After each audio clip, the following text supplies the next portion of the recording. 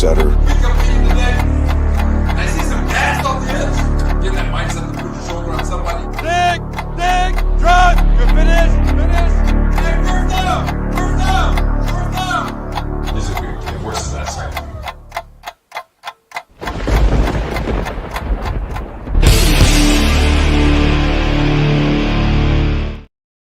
All right. Well, here we are again, everybody.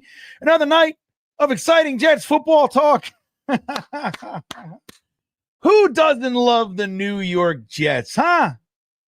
I got to say, I'm delighted with the output of our team this year. I'm sure you are as well. And we'll talk about it tonight. Plenty to talk about. Lots of positive things to deconstruct. I'm GreenBean. Welcome to the After Hours Jets Fest. And as is usual, we suck. I don't know how. It's the most confusing era of Jets football that I can remember. Like, you guys remember, if you some of my older friends in here, Alan, that's a difficult poll. Yeah, I got a poll in there. Take a look, everybody. Check it out. But, you remember 1996, right? That we were 1-15. We had Neil O'Donnell starting as the quarterback. He didn't make it the whole season, so we had like Frank Reich. But we had Adrian Morrell. We had Jeff Graham. We had Keyshawn Johnson. Wayne Corbett was a rookie, but he was like instantly like, holy shit, this little fella's good. We had like the team, we had a decent defense and we played hard and they just couldn't figure out how to win, right? They were, it was a funny narrative at the time. The best 1-15 team in NFL history, right? And that was confused. Then Parcells came and took basically that team. He added a few guys, but just his coaching staff, by and large, took that team and made him, I believe we were 9-7 his first year, 1997. So essentially the same team, and we were 9-7 just by coaching. But this is significantly worse and more confusing to me because I never liked Neil O'Donnell. Don't forget, if you guys don't remember, I'll tell you a little history lesson as I like to do. Neil O'Donnell was from Morris Plains, if I remember correctly. He's from that area, which is where I grew up in Parsippany, Lake Hiawatha. I was born in Orange, and with Belleville, Newark, and then Nutley. But then most of my life was in Lake Hiawatha, which is Parsippany, a little subsect, a little grimy, white, trashy section of Parsippany. Right? So that area, Morris County, was my county. So Neil O'Donnell was from our county. He was like, this big, it was like exciting. He was going to come back. But what he did, he was the quarterback of the Pittsburgh Steelers, got to the Super Bowl and lost through 2 interceptions to Larry Brown, a 12th round draft pick back when we did that, cornerback, made him the MVP. It's crazy. And the Jets said, that's our guy. And we gave him at the time, which was a crazy high contract, $5 million a year, $25 million guaranteed for 5 years. And I never liked it. I was like, why do we got to go get a guy whose biggest claim to fame was that he lost, like Bruce Coslett before that. We hired Bruce Coslett. He was the hot offensive coordinator that lost in the Super Bowl.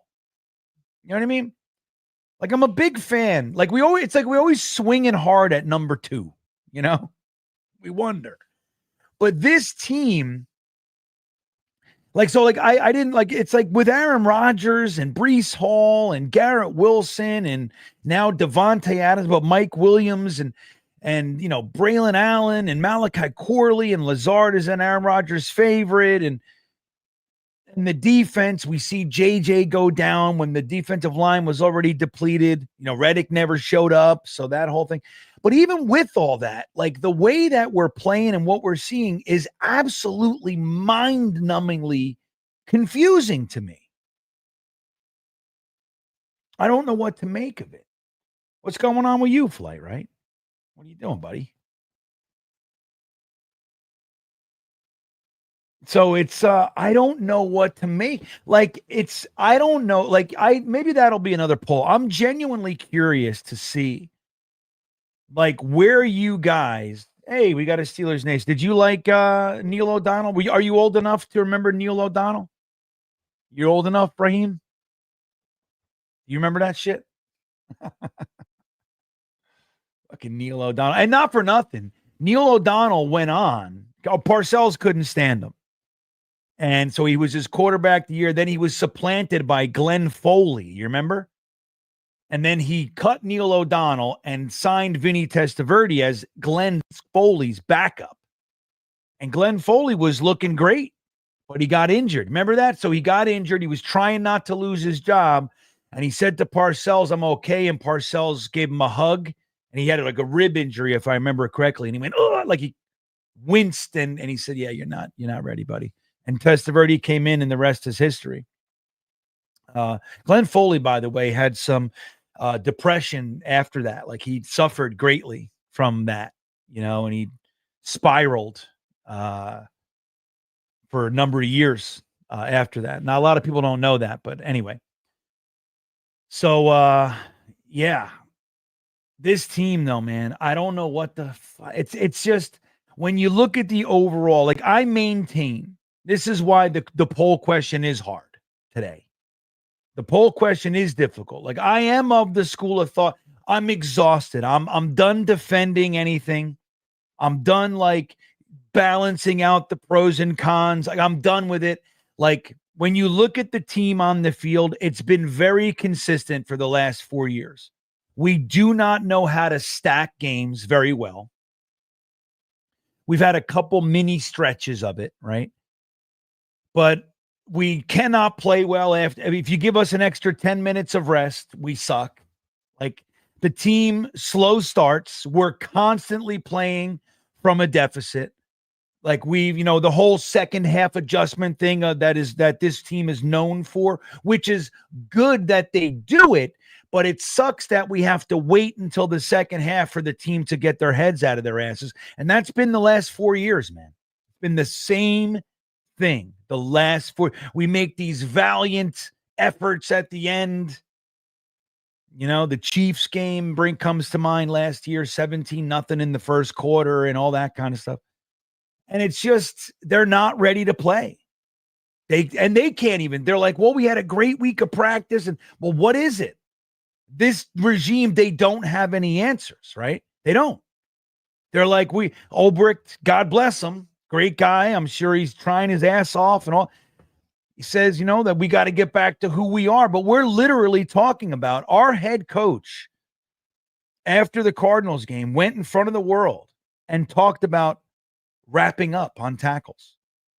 Like the fact that's what we're talking about. Now we should, because we're watching it. We're seeing and saying the same thing. But the fact that our head coach is having to do that is an egregious misplacement of priorities, because it shouldn't be what we have to discuss. And you see the Cardinals, like we're playing the Cardinals. They're not world beaters, good team, but they're not known as one of the juggernauts of the NFL. Dude, every time our guys got the ball, dude, they're tackling. If there's a guy there in position, he's making the tackle. We might make one guy miss here and there, but they make the tackle. You break down, you stare at his hips, you stare at his belly button, as they say, you fucking tackle him. You stick your shoulder pad in his belly, and you pull up on the back of his thighs, and you drive his soul into the dirt. Like, that's what you do. Thanks, Rob.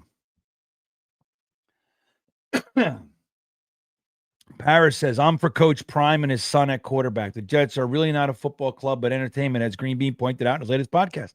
Yeah, if you guys haven't seen it, it's an interesting thing. Like, I broke the algorithm, right? Because I took a week off because I didn't mean to, but I went up to New York to see David Gilmour at MSG, and just being with family, and, it's tough. So my schedule got knocked off, and YouTube, the algorithm is brutal. So my last two podcast, the videos that I put out, they didn't do very well by comparison. So a lot of you probably haven't seen it, but I feel like I'm on to something, Paris. I really do. Like that wasn't something, I'm not just having fun. Like I really do believe, like, because when you look at Woody Johnson, $625 million investment in 99, which is now worth $6.5 billion. And the product has been garbage for much of that time. And for 15 years straight, you'd think there'd be a dip in value. Up, up, up, up, up. He's raising ticket prices this year. In 3 days, the season ticket holders have to make their decision if they're buying tickets for next year in the midst of this.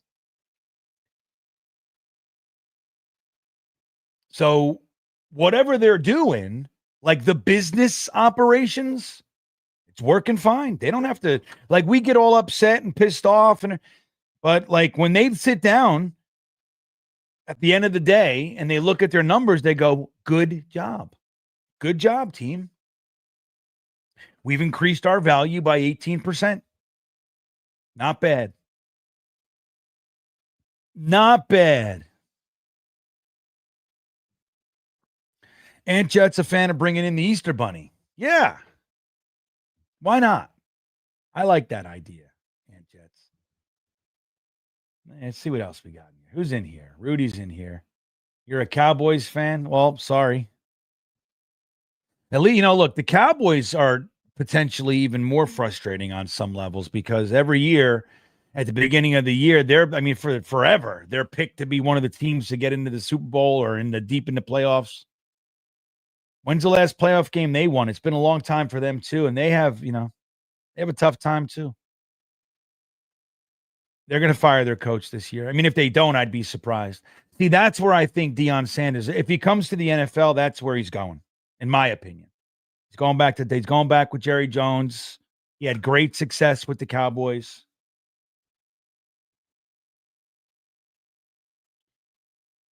Let's see. Dante, what's up, Dante? Good to see you, buddy. Why do we see the problems with this team, but the team cannot? Well, maybe they're too close to it. I don't know. Like when they, you get too close to a brick wall, you can't see the lines anymore. You know what I mean? I don't fucking know, Dante. Because I think we hire subpar people. Like, let's just go back in time. Now, remember when we interviewed Dable and Arthur Smith and Saleh and all these guys, which I didn't love the group of people that we brought in. That's the truth. I wanted Fitzpatrick from Iowa State. I wanted who's the other guy from Northwestern? I wanted some college guys brought in here. I wanted Greg Roman interviewed. But Dable was the guy that I wanted out of that group. I thought that what he did with Josh Allen was exceptional. So I just thought that if we're going to hire somebody from that group, I wanted Dable. But Saleh was whatever. So we hired Saleh. A lot of teams, why he was very well thought of and all that shit. So that's great. I wasn't necessarily anti, but he was not my guy. Definitely not. So, but he hires Mike LaFleur as the offensive coordinator, which I said, okay, good. You're getting a Shanahan disciple. That's fine. I wanted McDaniel. And if you remember, Matt O'Leary was a huge Mike McDaniel guy, right? So he wanted him. Well, we didn't get him. So we got Mike LaFleur, which I thought was good. And then Greg Knapp, I loved. That was, I don't think we ever recovered from that, quite frankly. He was the grown-up in the room. But then we didn't know who the defensive coordinator was. Do you guys remember this? We were all hoping it would be Aaron Glenn. That's who we wanted. And then one day, there was never an announcement or anything. One day, Robert Saleh said, well, with Jeff in the defense, and it was like, Jeff who? And he hired him like Mike. Like, think about this. Robert Saleh, now granted, they're going to hire people they know, and that's fine. But he's Matt LaFleur's little brother, and Matt LaFleur and Saleh are best friends. Jeff Ulbricht and Saleh were very, very close friends. So it was like this kind of boys clubby thing that happened. Now, not to say that they didn't have their value and all right, they knew their jobs and everything. But overall, we had a collection of, I think Tony Oden's a great coach. I think White Cotton's a very good coach. I like Middleton, although our tight ends have underperformed, so maybe not. I just like who he is. Maybe he's not a great coach. I don't know. But it's anybody on the offense, who? We're on our second offensive line coach. We're on our second offensive coordinator. So think about it. We've had, in the last 8 years, we've had 2 head coaches and 5 offensive coordinators. No, 6. Think about that, dude. 8 years, 6 offensive coordinators. That's berserk, isn't it? We can't figure out an offensive staff because we're hiring our buddies or Adam Gase didn't need anybody. So maybe no. That's the last 10 years. So that would be 7 offensive coordinators if you include. So in 10 years, we had 7 offensive coordinators. Todd Bowles had 3. Adam Gase had none. So he's the de facto. He had Dowell Loggins, but that was in name only. And then now this regime has 3 with Dowell Loggins. I'm not with Downing being the offensive coordinator. So, like we don't have, Dante, we don't have the greatest collection of minds. That's the truth of it. Like you look at our defense, it was really good, but we needed all the guys that we had. Like think about, dude, look at all the first round picks that we have on this defense. It's something else. And without that, look, we should have, I'm a big fan of if it ain't broke, don't fix it kind of a thing. Sometimes you got to let guys go. Like I wasn't the biggest, you guys know, we had a lot of fun with it this offseason. I wasn't torn up about JFM leaving, but at the same time, it wasn't a guy I was looking to move. Well, when we did it, it was like, okay, well, you lose guys. We lost Sheldon Rankins, you lose the Jeffersons. Like you're going to lose those guys. You know what I mean? It happens. You got to be able to replace them. Leaky Fotu, we've gotten nothing out of him as a free agent signing. Nothing. He's been on IR almost the entire season. Played a couple games. So what do you do with that? Dante checking back in here. Thank you, Dante. Don't put it past this team to bring McCarthy and run it back with Aaron. Fun fact, Dable has been a coach for, yeah, that's a fun fact. It's true. But I don't see don't forget, Aaron Rodgers got McCarthy fired, just like he got Robert Saleh fired. Like there's no doubt in my mind. Woody says it was it's my decision and mine only, which ostracized Joe Douglas and whatever shred of potential of that relationship, that's over. Joe Douglas looks toast. He don't give a shit. He's done. Last thing he did was trade Mike Williams, who went to Pittsburgh and caught a touchdown his first game. It's crazy, dude. It's just crazy. Like this team, and we've seen it with numerous players, numerous times, like we don't know how to use people to their strengths. We don't know how to do it. They run their scheme, and they need the players for their scheme. And I always hate those. I always prefer a coach that no matter what you give him can morph his playbook, his scheme around the player's strengths that he has. Like it's football, guys. If you have, 3 big 6'2" wide receivers, when you get here, you use them. You figure out how to use. If you got, 2 shifty, slotty guys, then you're running quick slants and you're doing all kinds of screens and shit like that. You got to know what your game is. You don't go, oh, well, this is a wash. I can't use that guy. Well, why can't you use him? He's 6'2", like Mims. 6'2", runs a 4.3. They keep him out for 3 games. They put him in for 1 play. He catches a fucking 49-yard pass, and then they bench him again. We don't like him. Well, like Mike Williams. Well, you can't just send him. You can't throw him 3 go routes a game. Just throw it to him down the sideline. Why, just toss it up. toss it in front of him and let him fucking run underneath it and get it. It's not hard, guys. Oh, let me end the poll. So the question was, let's see what we got here, you guys. If the Jets decided to run it back with this team next year, so Aaron Rodgers and maybe even the coaching, because Hackett, I mean, who the fuck knows? But we run it back. What would be your feelings? I don't care anymore. 40%. I don't give a shit. I'd be furious and disappointed. Came in next with 24%. Not my choice, but that's fine. 19%. 15% of you, though, which is interesting to me.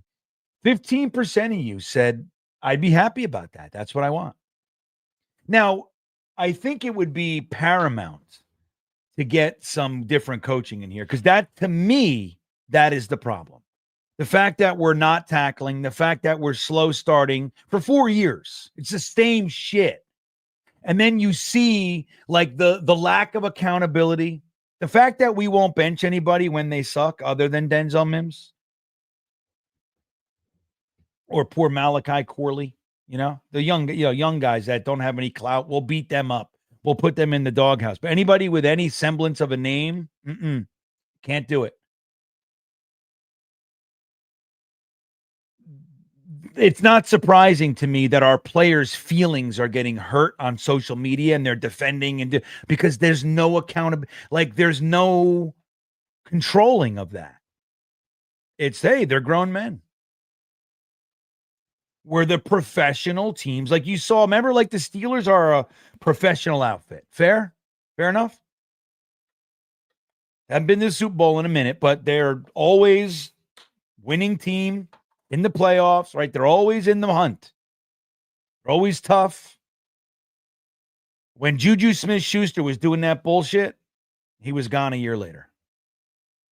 When Le'Veon Bell decided to hold out and try this whole thing, they said goodbye. They don't deal with it. And they keep that tone going. No, man. We know what we're doing. If you want to be a part of a winning organization, you'll get paid. But you want to you want to be part of something? Learn the game of football, play hard, be a part of an actual team. You're gonna do it our way. And the Jets don't have that. And we've never had that. The Parcells years, we had it. Rex in the beginning, we had it. I think I would even venture to say during Mangini, we had it. Mangini was tough. He was a tough coach. And we had the 10-6 rookie season from him, Mangenius, remember? Then I think we were 4-12 or 6-10, one of those. And then we came back when we traded for Favre, and we had that whole thing. And we were 8-3, and then ended up being 9-7, missing the playoffs. They fired him and hired Rex. They just stuck Rex into that team, and we had some fun. But other than that, Todd Bowles? Todd Bowles lost the locker room twice. Todd Bowles, starting quarterback, got his jaw broken in his locker room. You don't pick up on that shit? That's going on? That should never happen. And then later, toward the end, he had the Brandon Marshall, Sheldon Richardson bullshit. Muhammad Wilkerson lost complete interest in the game of football under Bowles. Like Adam Gase? Jesus. Remember Jamal Adams with the Manish Mehta shit? Adam Gase won't even address the whole team. He only talks to offensive players. The whole thing. Greg Williams was the head coach of the defense. Like it's a shit show here, man. Now, Saleh was a pro. Saleh's a good guy, above board, all that stuff, but they don't know how to fix it.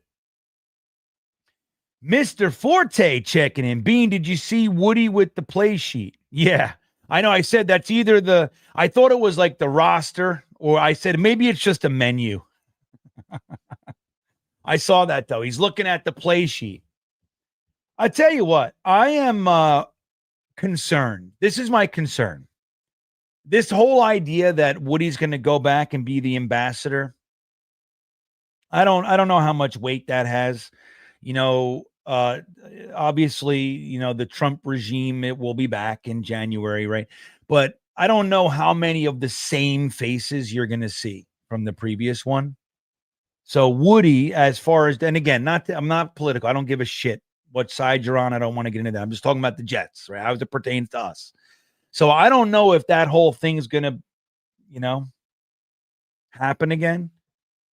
But here's my fear, that it doesn't happen. And Woody thinks he knows enough now that he's going to be the GM. He made the Devontae trade. He got the Reddick thing done. He fired Saleh. You know what I mean? Thinking's overrated. But I definitely saw that, Mr. Forte. Definitely saw it. John checking in with his Stream Beaner super chat. Thank you for being a member. John, did you see the most recent comedy clip I put up for members only? I think that, what was this clip? This clip for member, if you're a Stream Beaner or a beanbagger, you can see, I got to drop it into the Patreon. I'll do that tonight. Or maybe tomorrow morning. It's late, but I'll do it. But this comedy clip is about having lints on the male genitalia at a urinal, and it's goes on from there. So that's the subject matter of this one, John. John says, hear me out. Brian Flores for new head coach, hardcore DC, no nonsense guy. Second go around after getting blackballed will have a chip on his shoulders. Look, I have said it before, John. He's not my first choice, only because I would really love to go offense, but I don't see it. Like, so I would prefer, I think Vrabel comes with less baggage, right? Because of like you said. But I don't know. Look, he's back working in the NFL at a high level. He's just under being a head. He's a defensive coordinator. He's doing a good job. So he was a very good head coach, in my opinion. I was very surprised when Miami got rid of him because they were close. They were like 9-7, 10 or maybe it was 17 game season. So 10-7, 9-8, whatever. But they just missed. But Miami was on the ups with him. So I was surprised that they decided to fire him. So if he was, you know, like, look, he's got the head coaching experience. He didn't get fired because he sucked. He got fired because of the bullshit that went on. He was calling people out and he wasn't into it, which you got to respect. It takes a lot of balls to do that, man. Like in recent times in this country, like we have less respect. Like we've somehow become more company people rather than the everyman. And like when a guy sees like injustices going on, which some of them were confirmed, right? They found some things out and whatever. I don't know if everything, you know, truth be told, I didn't dig too far into the details, you know, but you got to support a guy that puts his fucking livelihood on the line because there's something wrong, like a whistleblower. Like we've become lately, like we ostracize the whistleblower and we make it harder for people to speak up, but it takes balls to speak up. It does, man, to say, you know what? I know I'm putting my career at risk. This is wrong.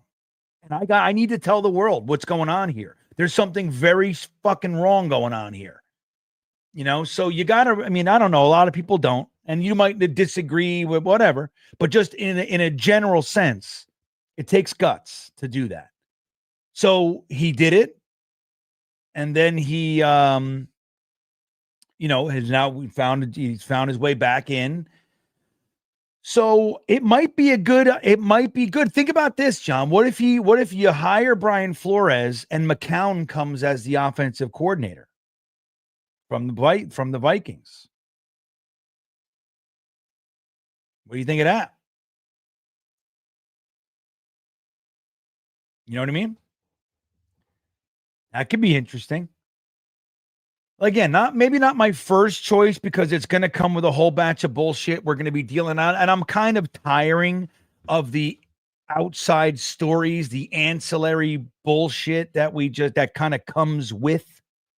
I would just want a guy, he's just knows the game of football. He's very good at what he does. He knows how to develop players, like gets a solid team. There's no drama, bullshit. I'm just so sick of the extra stories, whether it's eating boogers, or otherwise.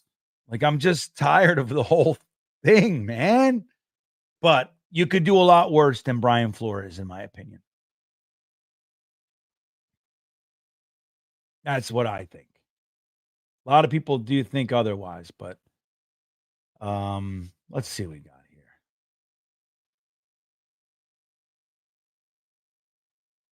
Let's see. Oh, well, Matthew Cohen, real quick, is saying, yeah. Well, I don't know. Look, I'll be honest with you. I haven't done any deep diving into what I think about this year's class. Dom keeps sending me shit. I actually got to look over some stuff, but I just see, like, this is the thing, Matt, is that I really like the offseason. Like, it's the most fun I have all year because the Jets are terrible on the field. So I like the deconstruction. I like player evaluation. I like to, make mock drafts and kind of look at what's possible. And so when we get into that kind of stuff this early, like, it's not even Thanksgiving and the draft is in April or May, it ruins it. It makes it so too much of a good thing. It's like by the time we get to like mock draft season, we're all mocked out. So like, I don't get there yet. That's all. So I don't really know. But from what I'm hearing is that the quarterback class this year isn't all that strong. But then again, on these strong quarterback classes like 2021, Trevor Lawrence, Zach Wilson, Justin Fields, Trey Lance, Mac Jones, Kyle Trask. I mean, who's doing anything? Yeah. So I don't know. Maybe you need to get a quarterback in a weak quarterback class. Maybe that's how it got. I don't know anymore. Sodak, what's up, buddy? He says, gun to your head. Who will be the coach and GM next year? God, so if somebody's going to kill me and I have to make a guess, make a guess or you're dead. Like, so that's what Sodak is saying. Gun to my head. Who do I see as the Jets head coach next year? Matt Nagy. That's who I see. Like it or not, head coach experience, good offensive mind. I don't know. He didn't do too well with Mitch Trubisky. Did okay, but let's see his let me see his he's looking good right now, of course, but what's his record? I mean, it's not impressive. But it's a guy. Oh, look, he has a 34-31 record in the regular season.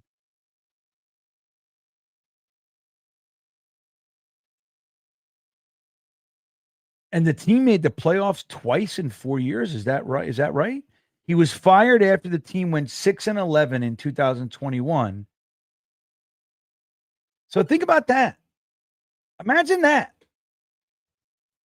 With Mitch Trubisky and all that jazz. He has a 34-31 record and is considered like a loser. So right now he's with the Chiefs, right? So he's on Andy Reid and all that jazz.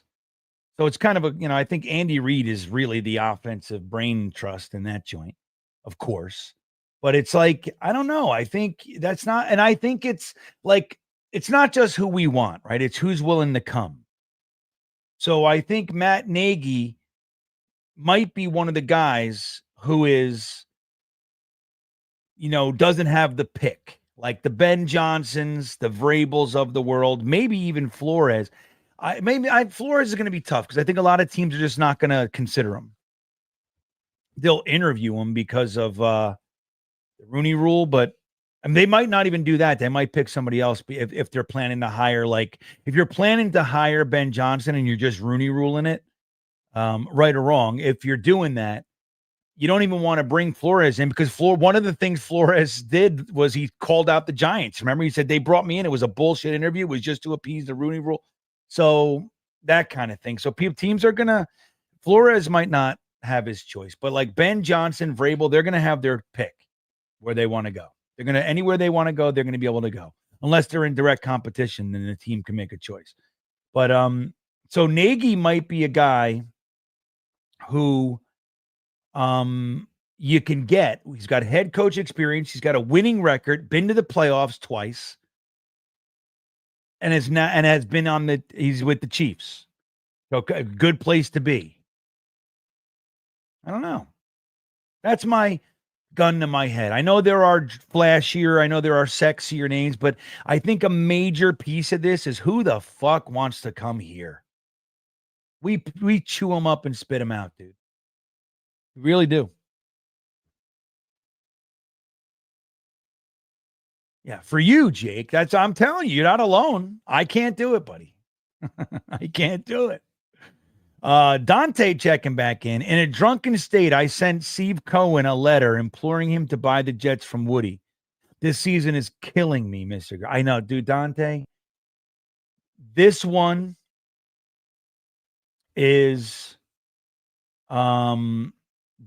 particularly tough because we look like a team that's a 4-13, I guess, but we look like we're playing like a team that has no talent. Like we're playing, the output on the field looks like those teams that we've had so many years with really nobody to speak of. No real stars. We have all pros. We have Hall of Famers. We got Pro Bowlers. We have young budding stars like Breece Hall, Braylon Allen, Kenny Yeboah. Like we have all these, and it's just we look like a team that has no answers. We can't stop the run. We can't, dude. The Cardinals scored on their first 5 drives. That is crazy. The Cardinals. And not to, I'm not shitting on them. I'm just saying, like, it's not the Chiefs, dude. There is a difference. So it's killing me too, man. Like I'm finding it difficult to muster up. Like, what do we, like I listen, I go around, I hear everybody, I'm in the Jets content creator community, right? So I'm on threads and all that stuff. I'm connected, in that way. But like I look at the show, everybody's talking about essentially the same thing. It's like fucking who we fire in, who we hire in, and it's like it's hard this early in the season with a team that we had so much hope for to really get into it. Like I'm finding it difficult. I really am. This one has kind of stolen my energy. It's crazy. Like I'm here, but it's like it's stolen my joy, guys. Really. Thank you, Grandizer. Grandizer, you're a great moderator, man. Reminding everybody that the memberships, custom emojis, loyalty badges, but you also get the free super chats and the members only content as well. And it supports the payment. I mean, not the payment. It supports the channel. So thank you. Kingsbury's an interesting one. He might come. Remember, we interviewed him. Think about this. The Cardinals hired Cliff Kingsbury. He interviewed with the Jets, which he wanted the Jets job. He would have taken if we offered it to him, he would have taken it. They hired him on the flight over to Arizona. So like the offer was already there. That's crazy.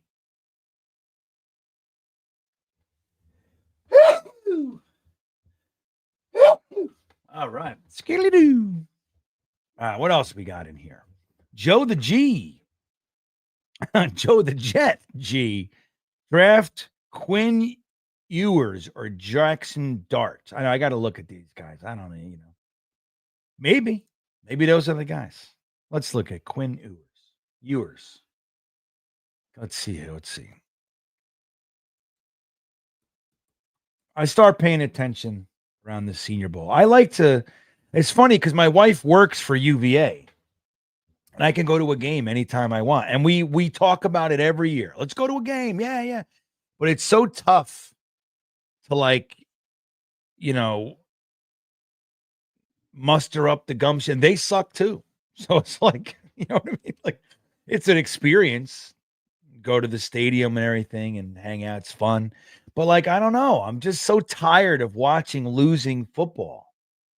You know, I almost I was considering going to the Virginia Tech game, but it's like, I don't know. You know? So it's tough for me, man, to like pull up and do my Saturdays with football too. Like Saturdays, I hang out with my kids and I fucking rake the leaves and shit like that. You know what I mean? You know what I'm doing this Saturday, Joe? We're going to a potato gun party. Don't forget, I'm in rural Virginia. Okay. You ever guys ever make potato guns? Potato cannons?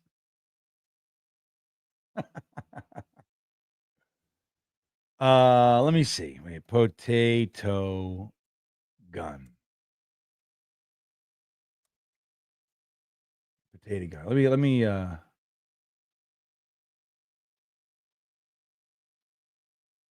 Let me show you. Potato gun. Here. Let's see if we can sometimes this shit hasn't been working lately. So let me see if I can share this with you guys. All right, let's see. Hold on. Let's get this guy. This guy wants to show you how to make one. I just want to see you shoot it, buddy. So you make it PVC and everything. Just shoot it. Where is he going to shoot it? There he goes. All right, let's see how let's watch this guy shoot his. Okay, aim and fire. And you shoot potatoes. Look. Have fun. Anyway. I'm doing that this Saturday. So what I got a choice. Go to UVA and watch losing football when I'm going to do that on Sunday anyway, or go shoot potato guns with a huge bonfire on a 50-acre farm. That's what I'm going to do. Bring my gun. I don't know. It's fucking, you know, I don't know, Joe. Sam Aiken, what's up, buddy? Checking in, says, what of a Ben Johnson GM combo like the Niners? Can hiring work if Johnson relinquishes control in all operations? Well, who's the GM though? So who, like, you mean like, because the Niners have Lynch as the GM and Shanahan as the head coach. I'm not sure what, Sam, I'm having difficulty putting it together, buddy. It could be me. But I'm not really sure what you're saying there. I mean, look, if Ben Johnson, like, because again, let's not forget, it's very similar to when Adam Gase, no. When Todd Bowles was fired and the Jets were looking at coaches, right? Mike McCarthy was fired from the Packers. Aaron Rodgers got him fired. And he interviewed for the job and he wanted to come here. He said, the only position I'll take this year is the New York Jets. You remember this? He said, if the Jets don't hire me, I'm going to wait a year and I'm take a year off and figure it out next year. And then he got hired by the Cowboys and so forth. But he said he wanted to coach the Jets. Why? Because Sam Darnold was here and he was a rookie. And he said, I can totally develop this kid. He's got everything I want in a quarterback. I can coach this. I can coach him. We had Robbie Anderson. You know, we had very little to speak of other than that, but he had a quarterback. And we hired Adam Gase and whatever. But right now, like, we look at the team, we're like, who would want to come here? And I think the main reason being Woody Johnson, the media, and us, right? We're not easy to deal with. That's the truth.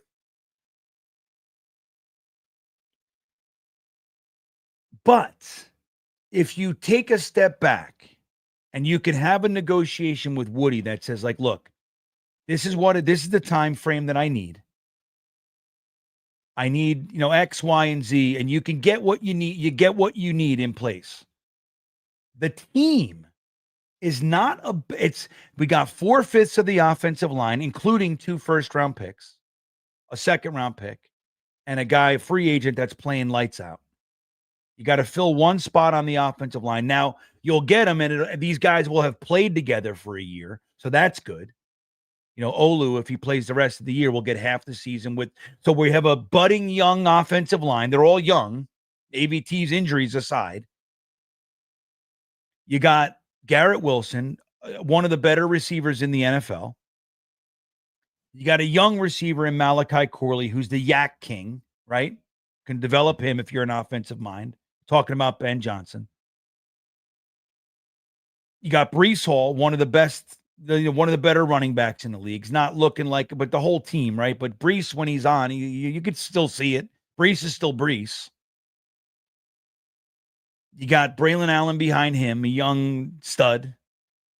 You know what I mean? Like, there's a lot of pieces here. You got Sauce Gardner. I know Jets fans are down on him right now. But anybody can have a down year, a down period. Anybody can have off. He's still 2-time All-Pro in the third year. So, you got Quinnen Williams. You got Quincy Williams. You got, there's a lot here. It's not a complete rebuild. Like, you can have a good free agency period. You can have a good draft. And you can be a competitor if you know how to coach the team. Get some accountability, get some tackling drills in here. Get players inspired, not because of the shit you say, but because of the shit that you can get them to do. You can win games. Your theories, your plans win. That's how you get people to buy in. It's not like, speeches and all that's valuable, but it only goes so far. You got to if your schemes and what you're doing on the field puts them in a position to win, and if somebody's a weak link, you get them out of the chain. That's how they buy in. That's how you get buy-in. So like a coach, like a Ben could look at this team and go, holy shit, I can take this team in 1 year and get them into the win column. I can get them into the playoffs. Give me 2 years and we'll be a playoff team. 1 year to work it out. Second year, we're going to the playoffs. You could look at it that way. Right, Joe? Yeah, I'm telling you.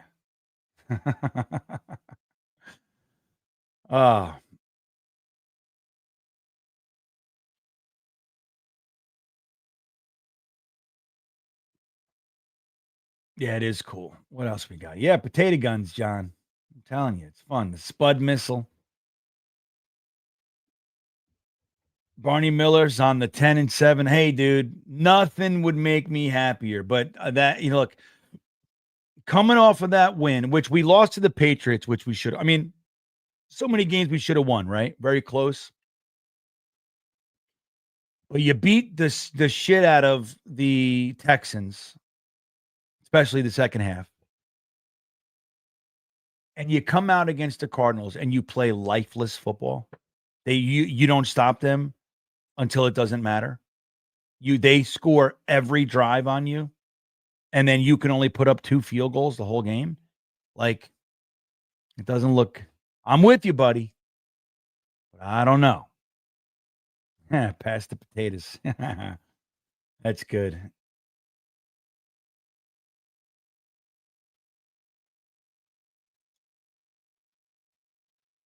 No, he's not overrated, dude. He might not be LaDainian Tomlinson, but he's not Sean Green. There's no way. There's no comparison. In my opinion. Breece is a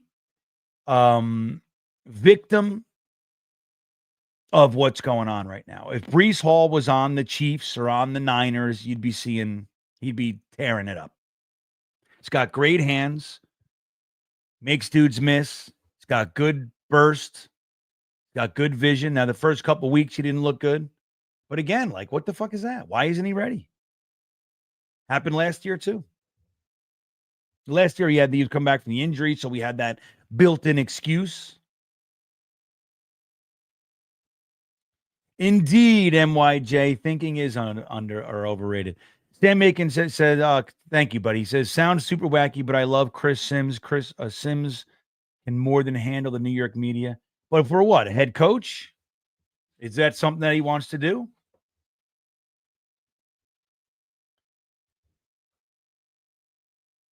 And Chris Sims knows the game of football, no doubt. No doubt. But I think he's happy as a pig in shit. He just gets to talk.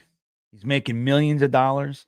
Like, don't forget, like when guys are, when they get into coaching, it's like less money than they can make on TV a lot of the time. Now, the only thing that it appeals to is like their competitive spirit.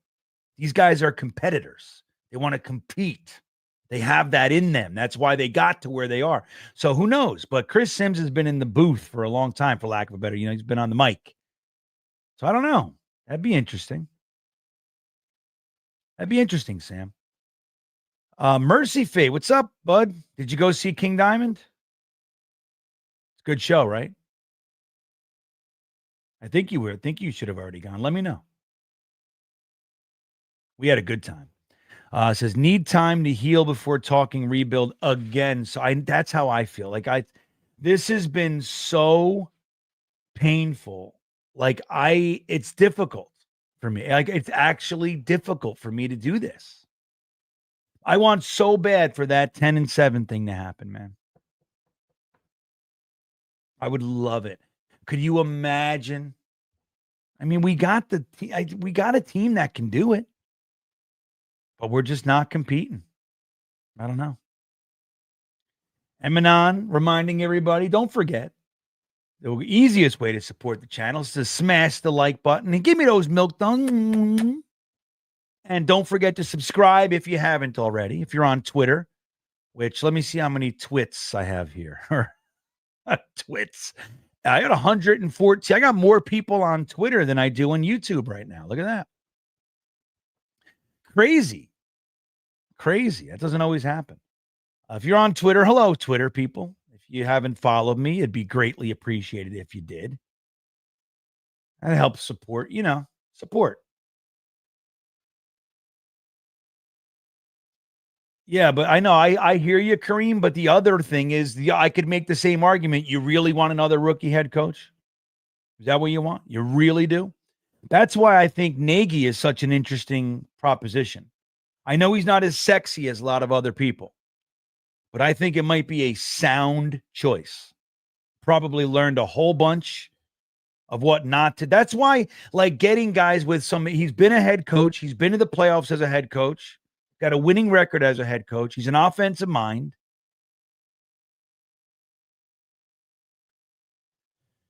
So I don't know. I hear you. And I hear this point too. Look, I was very hard on Zach, but I mean, look, I didn't like Zach as a prospect. So he was exactly what I thought he would be. But you make a good point. Obviously, Zach wasn't the only problem. He was a problem, no doubt, but he wasn't the problem. Although I will say, even if Aaron Rodgers' play exactly as it is this year was on last year's team with that top 3 defense, we're not that anymore. I think we get to the playoffs. So Zach was definitely a problem, but there's an argument. There's an argument, man. Oh, I got you. So I thought he was there. All right, well, good. You're going to like it. Sam checking back in. Sims as GM. Ben Johnson as head. That's what you're going for. All right. Okay. Yeah. Why not? So that's what you mean. Like, so Lynch as a former player, a player GM. He knows the deal. Yeah, I wouldn't be against that. I would sign up for that. Chris Sims as GM. Ben Johnson as the head coach. Shit. Yeah, I'd like that. While we're talking about Aaron Glenn, I brought him up as a head coach in Kennedy. But think about this. So he's a rookie defensive coach. That's a lot to overcome. As much as I love Aaron Glenn, he's one of my faves, and he's doing a great job. And I wanted him as our defensive coordinator when Saleh was hired. That was the guy I wanted him to grab. But he wasn't going to because Saleh wanted to run his defense. You know, Saleh was the defense. You know the deal. That's the problem with coaches that's why I like Vrabel. Like Vrabel to me is a head coach. Yes, comes from defense, but he's a head coach. His offensive coordinators, 2 of them in a row, got head coaching jobs. That's a big deal. He's kind of an anomaly. Like Parcells was also defense, but he was a head coach. You see? So that's kind of what I'm looking for. I'm looking for a head coach. I'd like to have a head coach that hires the right staff and can manage them. So they're not they're all buddy with this wide receiver, but the guy's not playing. Hey, you get that fucking kid off my field. He dropped 3 passes. I want somebody else in there. I want him to know. That kind of a thing. I want a guy to manage the team. I don't want a guy that's focused on his side of the ball. I don't want it. I'm sick of it. Saleh did it. Rex did it. Bowles did it. Gase did it. I'm sick of it. Because I'll even add this. Remember I talked about 7 offensive coordinators in 10 years? Don't forget, Rex had 3 too in the previous 6. So that's 10 offensive coordinators in 16 years with 4 head coaches. 4 head coaches, 10 offensive coordinators. That's fucking crazy. How are we supposed to develop any sort of offensive chemistry? 2 top 3 quarterbacks, a Hall of Famer. You see what I mean?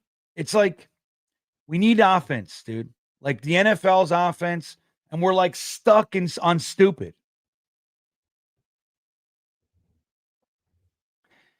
Stefanski's another interesting one, Alfonso. Stefanski's interesting. I would be fine with Stefanski. If they fire him, I'd be fine with him. I think he got a raw deal. He's a good coach. He gets a lot more out of shit sandwiches than we do. I'll tell you that. He had just as many offensive line injuries last year as we did, yet they made the playoffs.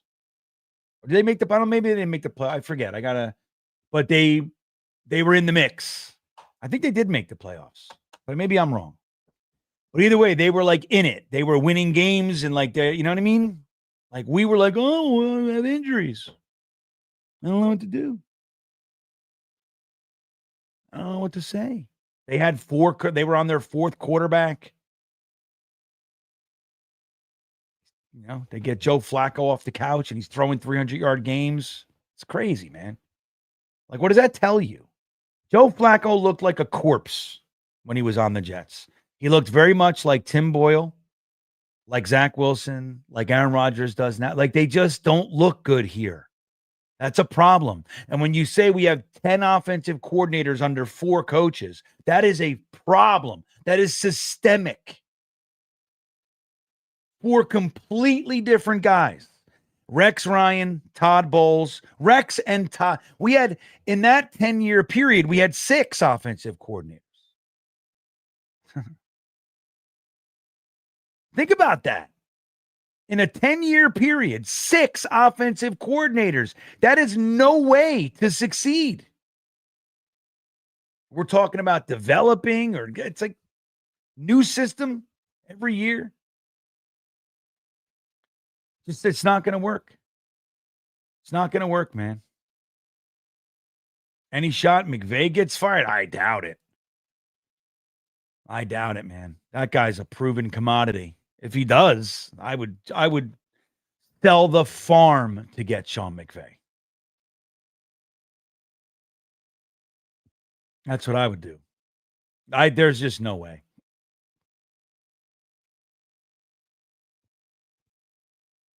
So, all right. Well, it's 11:30. 11:33. So we're going to wrap it up.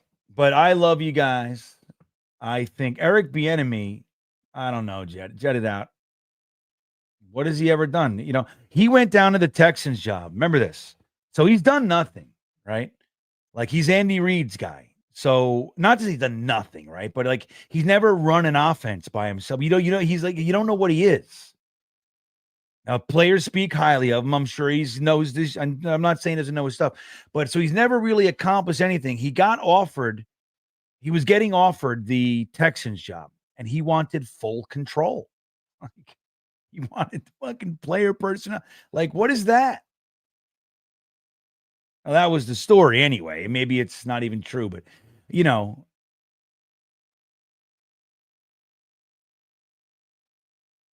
I don't know. So, all right, guys. Well, let's wrap this up. I want to thank you for hanging out with me into the wee hours here. You guys are the best. We deserve better. You deserve better. Let me tell you. But as it stands, this is what we get. Maybe we are going on a run. Maybe we beat the Colts, head into the bye, 2 weeks to reorganize everything, put some real thought in there. Woody gets to work, tells everybody to stop thinking. We fix it. We come out, we beat Geno Smith, and we go on a run. Who knows? Right? But if we do, it's just going to be enough to lose against the Dolphins and not make the playoffs. That's what it'll be. Just know it. Well, I love you guys. That all said, I'll be back with a video tomorrow, and we'll keep talking because that's what we do around these parts. With that said, have a great night, everybody. And I will see you next time. Take care.